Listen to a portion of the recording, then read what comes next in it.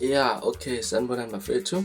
Hope ni-green, ni-right, ni-sharp. Igama lami ngimfeza Ngiphuthuma Khumalo bathi elazi bhala amagumede. Ngiphinde ngicela ukuthi mhlawumbe usemusha kuleli khasi Radio Inkezo wenze sure ukuthi uyasubscribe. Ngazi ukuthi maningi amavidiyo esilokhu siwafaka sini-update ngokwenzakalayo ezweni, sini-update ngendaba okuyizona ezihamba phambili. Njengoba nazi ukuthi namhlanje angizange khona ukuzolevuza, kodwa ngizonitshela okanye ngizonikhulumela indaba okuyizona ezihamba phambili. Masibheke laphana-ke oyinyanga laphana kaMhlabeni ingane waziwa kakhulu nelika Dr. Mkhulu usekuphumela ubala washo ukuthi iy'nsuku zakhe zokushona seziseduze. Kulandela ngevidiyo etrendayo ey'nkundleni zokuxhumana la khona kade ethi ukukhombisa abantu imfihlo yokwenza imali-ke. Kule video usikhulumele namathupha ukuthi-ke ukhombisa abantu imfihlo yokwenza imali laphana-ke noma yokuthakatha.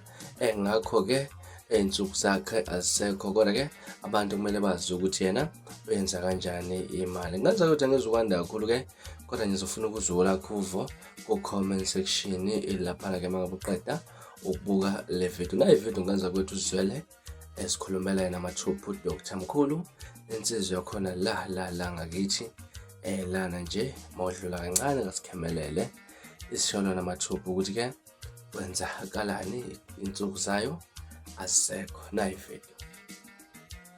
Ngiyanibonisa, ngiyanisiza njengoba ngizohamba vele emhlabeni, nikwazi ukubona ukuthi kusasa nothanda ukuza kimi alanda imfihlo akeze kimi ngimbonise ukuthi nayi secret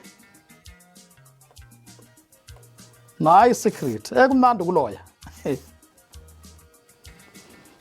Sengiyifakile ke manje imali, nansi imali idabukile nayi, sengiyifakile nansi imali nayi sengiyifakile eboxini lami.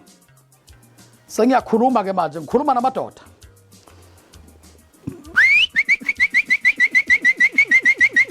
Wemadoda, phenduzani lezi cephu zale mali, phenduzani le mali engiyijubile ngama-piece ibe imali yangempela engangemali. Sebenzani madoda, ngifuna le mali iphenduke njengamanje ibe imali engaye ngothenga ngayo esitolo.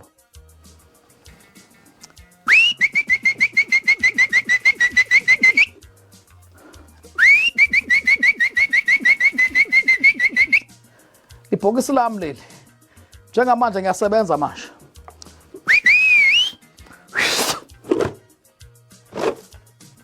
Kunjani makunje? Kunjani makunje phakathi? Anifunda ukuloya. Yabakhombisa nje